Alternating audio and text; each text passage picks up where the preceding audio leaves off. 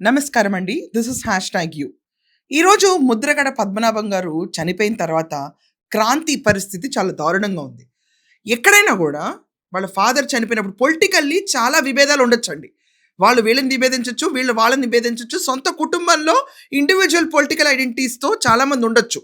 మొన్న ఎన్నికలకు ముందు క్రాంతి వాళ్ళ ఫాదర్‌ని విభేదించింది. దాని తర్వాత ముద్రగడ పద్మనాభం గారు గూడా క్లియర్‌గా నేను చచ్చిపోయినా నువ్వు నన్ను చూడకూడదు, నా బాడీ దగ్గర రాకూడదన్న స్టేట్మెంట్స్ కూడా చేశారు. ఇది సర్వసాధారణమైన స్టేట్మెంట్స్. ప్రతి ఇంట్లో కూడా ఎక్కడైనా ఒక హీటెడ్ డిస్కషన్ జరిగినప్పుడు ఇలాంటి స్టేట్మెంట్స్ జరుగుతూనే ఉంటాయి. That means what? అంటే పర్మనెంట్‌గా ఒక భౌతిక దేహాన్ని గూడా చనిపోయిన తర్వాత చూడటానికి వీల్లేదు, తోసివేయపడాలి. అనుచరులు అవనండి, తర్వాత కుటుంబ సభ్యులు అవనండి, వైసీపీ పార్టీ వాళ్ళు అవనండి, ఈరోజు క్రాంతిని తోసేశారు. ఇది రోడ్ అండి, ఇది రోడ్డు. ఇక్కడ కూడా ఎందుకు తోస్తున్నారు? కారణాలు చెప్పండి తోయడానికన్నా కూడా ఆగలేదు. ఆయన చావును కూడా ఈరోజు రాజకీయంగా వాడుకోవాలని చూస్తే రాష్ట్రం అంతటా చీయంది ఒక్కసారిగా.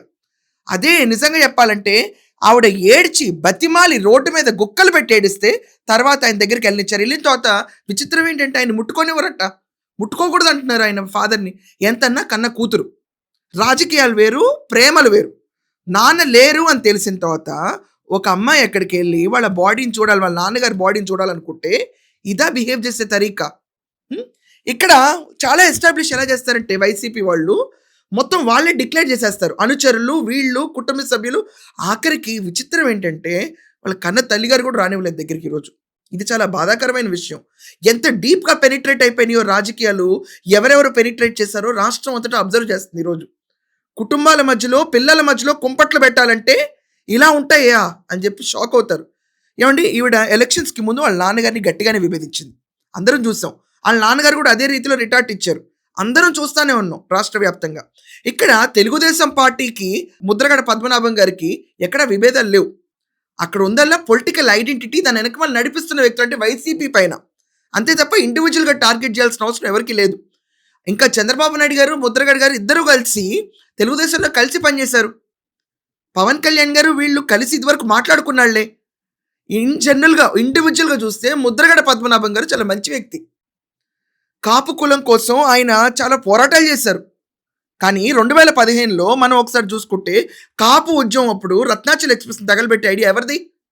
దాని వెనకాల ఉంది వైసీపీది కదా. వైసీపీ పవర్లోకి వచ్చే కానీ కాపు ఉద్యమం నుంచి ఈయన తీసేసేసి తర్వాత 2024 ఎన్నికలు అయిన తర్వాత ఆయన వెళ్ళి వైసీపీలో జాయిన్ అయితే అందరూ ఓహో వెనకమాల ఈయన ఉన్నారనమాట అని అప్పుడు తెలిసింది. అప్పుడు దాకా ఎవరికి ఇంత ఉద్యమ స్థాయిలో అంటే ఒక కులానికి ఒక ఐడెంటిటీ తీసుకురావాలని ప్రయత్నించిన వ్యక్తి.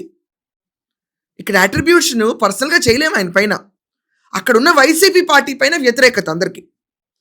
వాళ్ళకున్న పొలిటికల్ ఫిలాసఫీ మీద వ్యతిరేకత. మొన్న క్లియర్గా చూసుకోండి, తారక రత్న, ఇంకా ఫ్రాంక్లీ ఇదే కూడా ఎగ్జాంపుల్. తారక రత్న గారు చనిపోతే విజయసాయి రెడ్డి గారు, చంద్రబాబు నాయుడు గారు వాళ్ళిద్దరికీ అసలు పచ్చగడ్డేస్తే బగ్గుమనేది అప్పుడు దాకా. కానీ వాళ్ళిద్దరూ కూర్చుని సామరస్యంగా ఆ రోజు అన్ని ఫ్యూనరల్ యాక్టివిటీస్ అవజేయలేదా? అలాగే ఈరోజు సొంత కూతుర్ని బాడీ దగ్గరికి వెళ్ళలేమంటారు. ఇది కాకుండా ప్రభుత్వ లాంఛనాలతో, అంటే ఆల్రెడీ పొలిటికల్ ఆయన ఎమ్మెల్యేగా చేశారు, ఎంపీగా చేశారు అని చెప్పి రాష్ట్ర మర్యాదలతో ఈరోజు పెద్ద మనిషిని సాగనంపుదాం అనుకుంటే లేదు, కుటుంబం నిరాకరించేసింది దాన్ని కూడా. ఇది ఎక్కడ విడ్డూరం అండి? జక్కంపూడి రాజా వచ్చి ప్రెస్ స్టేట్మెంట్ ఇచ్చేస్తున్నాడు, మాకు ప్రభుత్వ లాంఛనాలు వద్దు. ఇలా డిసైడ్ చేసేస్తారంటండి. అసలు ఒక రాష్ట్ర మర్యాద అంటే ఒక ప్రభుత్వ లాంఛనాలు కూడా వద్దు, ఇంటి ప్రాంగణంలోనే మాకు కాని చేసుకుంటాం, మాకు ప్రభుత్వ లాంఛనాలు కూడా వద్దని చెప్పేశారు.